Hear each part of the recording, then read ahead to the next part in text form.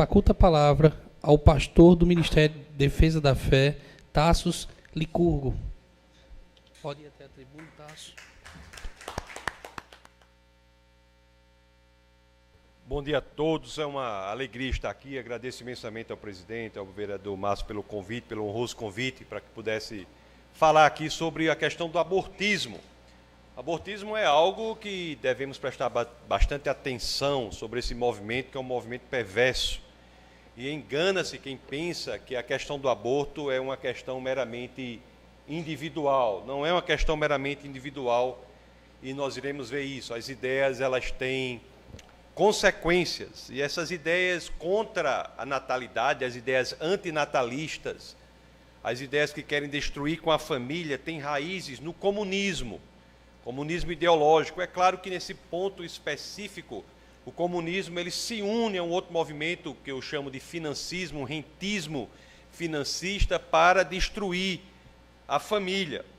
O comunismo, conforme vocês sabem, diante do fracasso das previsões de Marx e Engels, ele teve que se reestruturar e se afasta do campo econômico e passa a atuar no campo da ideologia, no campo dos valores. Isso nos pensadores pós-marxistas, né, notadamente com Gramsci, os pensadores da escola de Frankfurt.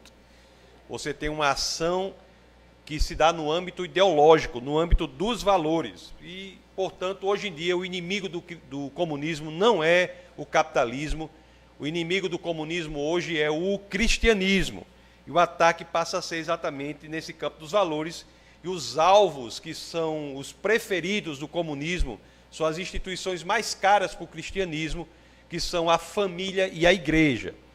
E como uma união que nós temos desses dois movimentos, do comunismo e do financismo internacional, um exemplo claro disso é no aborto, no antinatalismo.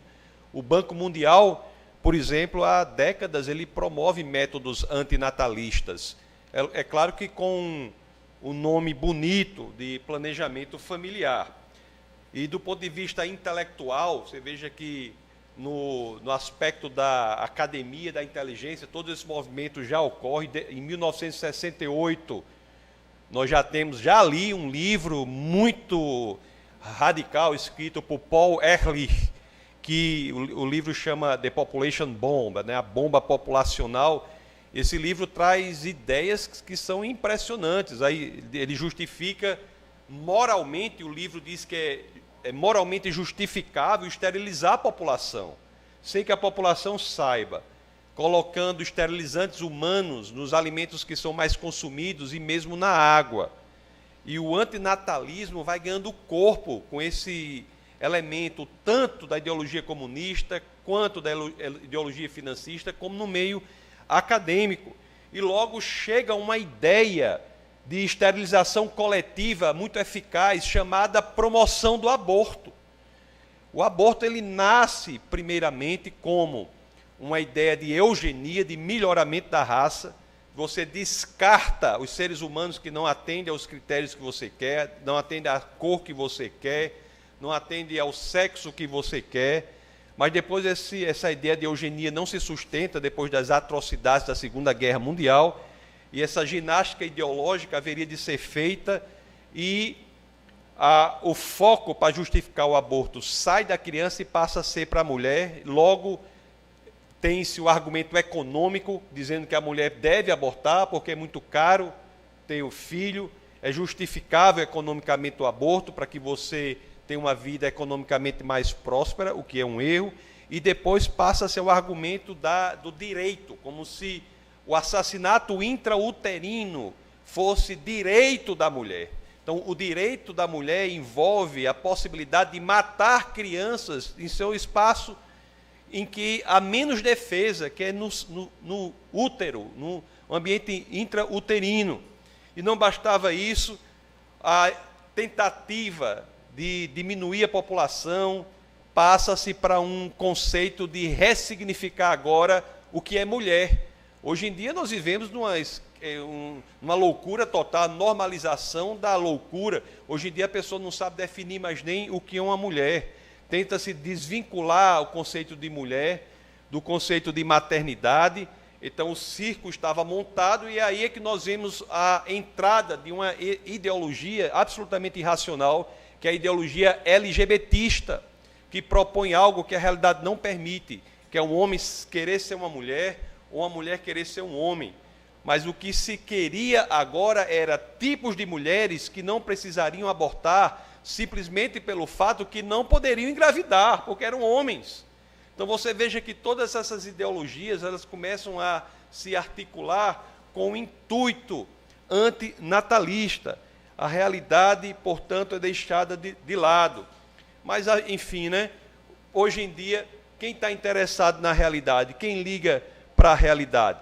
E o mundo está assim. Nós somos a primeira geração na história da humanidade, eu tenho dito isso. A primeira geração na história da humanidade que diz que uma pessoa pode mudar de sexo, que um homem pode ser uma mulher ou uma mulher pode ser um homem. A primeira. Você pode pegar qualquer geração anterior à nossa, em qualquer civilização, seja cristã, muçulmana, ateísta, seja pagã, qualquer civilização anterior à nossa, nenhuma flertou com uma absurdidade desse tamanho, de dizer que um homem pode ser uma mulher pode ser um homem. Então tira-se a racionalidade e se propõe hoje que é possível ter mulheres que nem engravidar podem porque são homens. E queria ser até um novo crime, né? O que eu digo aqui, algumas pessoas acham assim, rapaz, como ele está dizendo isso? Porque algumas pessoas têm até medo de defender ideias que são apegadas demais à biologia. Como é que nós podemos viver num mundo em que eu tenho medo de defender uma ideia que é apegada demais à biologia, apegada demais à realidade? E é por isso que no campo jurídico, para justificar essa loucura toda, passa-se a chancelar o assassinato intrauterino. É quase que defender como um direito mesmo da mulher, como se fosse isso expressão de uma liberdade feminina. E isso aumenta, evolui, e até que temos hoje um conceito diferente de liberdade. É a liberdade sem responsabilidade. É um tipo diferente de liberdade que se propõe, uma liberdade que não está vinculada à responsabilidade, uma liberdade sexual sem responsabilidade pelos atos, pelo exercício da liberdade, é o mantra da contemporaneidade. Então, eu digo novamente, não é? Ideias têm consequências. Um dos pensadores da escola de Frankfurt, que é Marcuse, ele foi defensor feroz da revolução sexual que foi promovida nos anos 60, nos anos 70, Marcuse, um dos intelectuais mais importantes dessa revolução, até que ela chega a esse ápice. O abortismo é o ápice da loucura, é a ideia de que você pode eliminar uma vida humana para justificar o sexo sem responsabilidade. Isso é abortismo. Você dizer que eu prefiro ter a capacidade jurídica de matar tantos quantos eu queira, desde que eu tenha uma liberdade sem responsabilidade. Liberdade sem responsabilidade é o corolário da pós-modernidade, não é? E isso tem destruído a nossa civilização.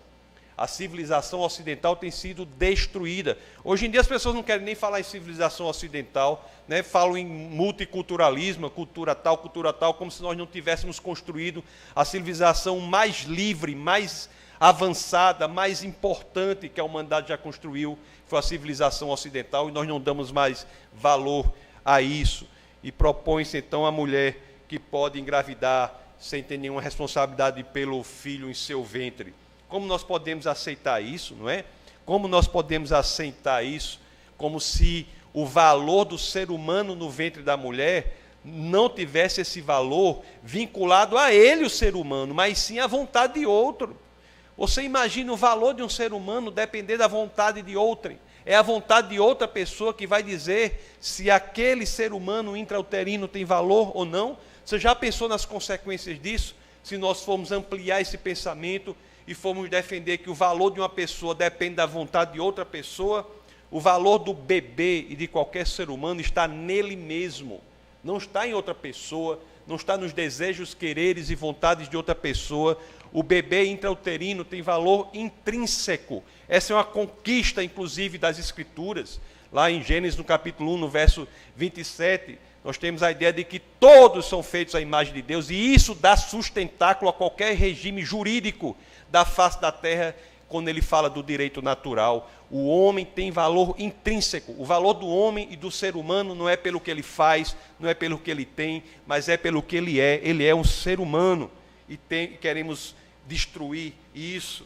É interessante que alguns dizem que não é um ser humano, só depois de alguns meses é que o feto será um ser humano. Isso é um absurdo, inclusive do ponto de vista científico também. Se você olhar a nossa história de todos nós, só há uma mudança radical e significativa na nossa história, que é na concepção. Apenas na concepção é que há uma mudança brusca, porque ali há a formação de um novo código genético na união do espermatozoide com o óvulo. Nem um momento posterior a esse você tem uma mudança radical. No nascimento não tem mudança radical, não. Mudança radical nenhuma. O máximo que se muda é o meio de nutrição, o meio externo, mas não há nenhuma mudança radical na pessoa. Que poder mágico é esse do canal vaginal para dar uma capacidade para aquela criança ter um estatuto fora do canal e dentro do útero não pode? Como é que a criança, quando passa pelo canal vaginal ou quando sai do ventre da mãe, ganha um novo estatuto metafísico, passa a ser ser humano e antes não era? Isso é uma absurdidade incrível. Claro que não é assim. O nascimento muda apenas consequências externas, não muda nada do que era antes. Até a dependência da mãe continua.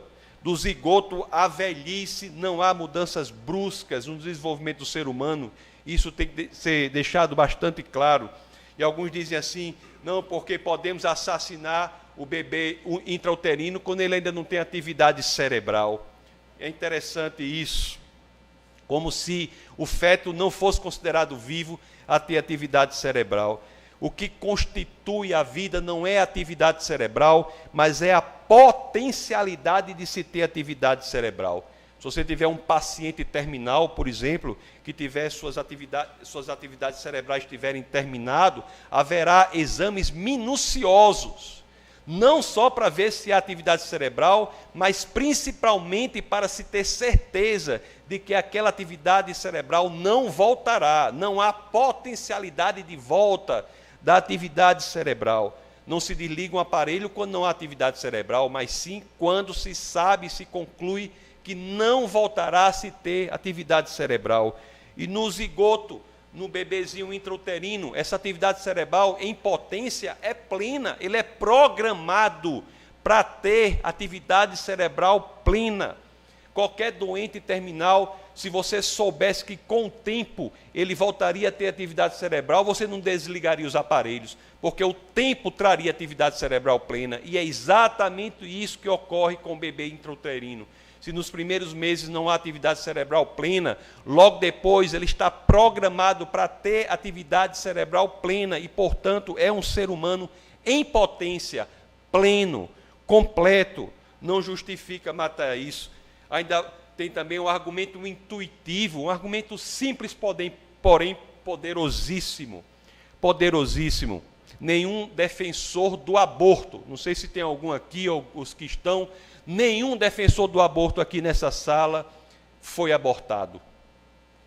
Defender o aborto só pode ser feito por uma elite, a elite das pessoas que não foram abortadas. Isso é um argumento muito forte. Como é que nós queremos que sejam abortados se nenhum de nós que discutimos isso fomos abortados? Tem que se dar à pessoa a capacidade de ter, pelo menos, a possibilidade de discutir temas como esse. Quando você mata uma criança no útero, no ventre, ela não terá essa capacidade. E se você pensar bem, meus amigos, qual é a diferença do aborto para o infanticídio? Qual é a diferença do aborto para o infanticídio? Não há. Tem até a história da mãe que chegou, né, grávida, com um meninozinho de 2 anos, puxando pela mão, foi para o médico e disse para o médico assim, doutor, estou precisando abortar esse menino, porque eu não tenho condição de criar 2. E o médico disse, minha senhora, é muito mais fácil a gente matar esse aí que está do lado de fora. É muito mais fácil do que matar o que está do lado de dentro, porque a senhora vai correr muito mais risco. Vamos matar esse que está do lado de fora. Não é? Não soa estranho, e porque o contrário também não tem a mesma estranheza, não é a mesma absurdidade. A gente não fica imediatamente impressionado com a naturalidade com que pessoas querem matar o bebê só porque um está dentro do ventre e o outro não está no útero. Um é intrauterino e o outro não é. Além de tudo, o comunismo ideológico é perverso. O comunismo é uma ideologia do Satanás. É perverso. Cega as mulheres. Sugere mentiras perversas para as mulheres. Sugere que o aborto dará uma saída rápida e segura ao problema em que algumas estão passando. Isso é uma mentira. O aborto não soluciona o problema da gravidez, nem da gravidez indesejada. Não soluciona. O aborto traz repercussões para a mulher que duram durante toda a vida. Só é investigado. Eu acho que tem uma psicóloga aqui, pode investigar. Todas as mulheres que passam por processos de aborto forçado lidam com consequências disso durante toda a vida. O luto e a perda em torno de um aborto provocado permanecem não processados por anos, se não décadas. O aborto é vivido não como uma perda, mas sim como um trauma. Essa sugestão de que aborto é solução é mentirosa. Entre os efeitos, que se verificam dessas mulheres que passaram por situação tão perversa nos consultórios, nós temos muitos efeitos que são danosos. Vou dizer só alguns deles aqui, para que você tenha uma ideia pelo que passa uma mulher que abortou. Raiva, desordens nos relacionamentos, ansiedade, distúrbio do sono e distúrbios alimentares, amargura, hostilidade consigo mesmo e com os outros, depressão, abuso de álcool, drogas, desconfiança, disfunção sexual, medo, evitação de falar, ele evita falar sobre o tema do aborto durante toda a vida, luto perverso, reações em datas como datas de aniversário, por exemplo, culpa, a mulher revive aquela experiência a todo momento, desesperança, aumento abrupto, grotesco, gigantesco do risco de suicídio, arrependimento profundo, baixa ligação com os filhos que estão vivos, motivação extremamente reduzida, pensamentos distorcidos, preocupação excessiva, rejeição, paranoia, vergonha, choro incontrolável, sentimentos suprimidos, doenças psicossomáticas inúmeras, pesadelos e flashbacks daqueles momentos traumáticos, falta de autoestima, distanciamento, isolamento, para citar apenas alguns. Como é que nós podemos dizer que o aborto é uma solução para alguma coisa? É uma falsidade isso, é uma proposta satânica do comunismo ideológico. E não venha com essa história de que milhares e milhares de mulheres morrem por aborto clandestino. Isso é uma mentira. É uma mentira. O número de mulheres que morrem por aborto clandestino é ínfimo. Pode trazer qualquer ginecologista e obstetra aqui para uma sessão dessa e pergunte quantas mulheres essa obstetra ou ginecologista viu morrendo por aborto clandestino. Eu digo a você que a chance dela não ter visto nenhuma durante a vida dela todinha profissional é muito grande. Vocês estão entendendo que é uma mentira? É uma mentira que mulheres morrem por aborto clandestino. Isso é uma mentira, é uma falsidade. Além do mais, nem que fosse verdade, o que não é, mas nem que fosse verdade, se mulheres morressem por aborto clandestino, a solução não era matar mais gente?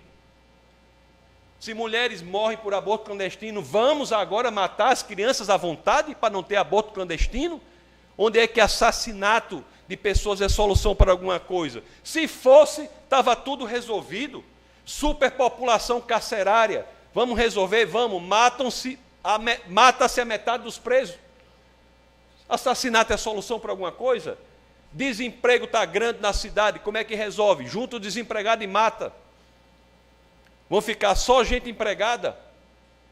É claro que isso é um absurdo e da mesma forma é para a propositura de que assassinato intrauterino, o aborto, matar bebês inocentes é solução para alguma coisa.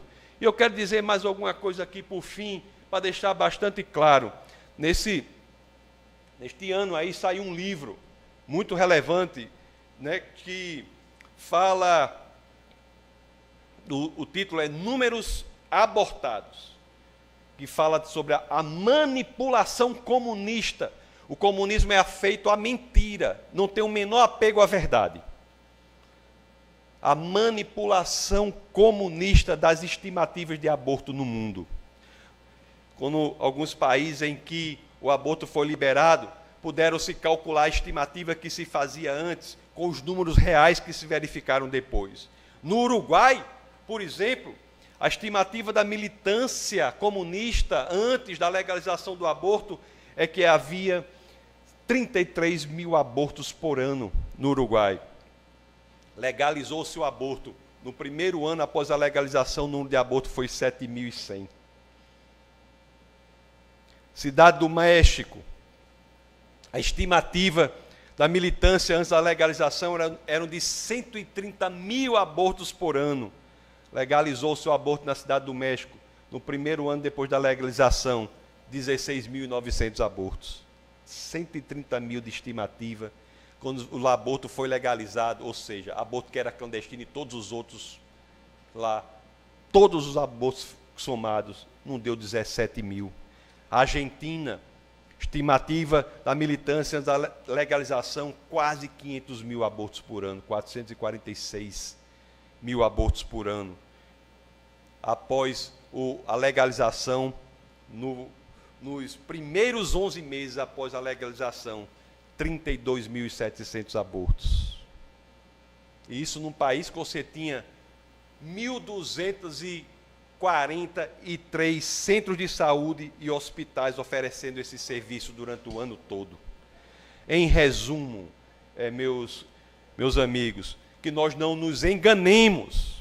Um dos filhos mais cruéis do permissivismo moral é o abortismo. É um dos filhos mais cruéis. Lida com o assassinato de alguém que não tem voz, que não pode se defender. É terrível. É algo inimaginável.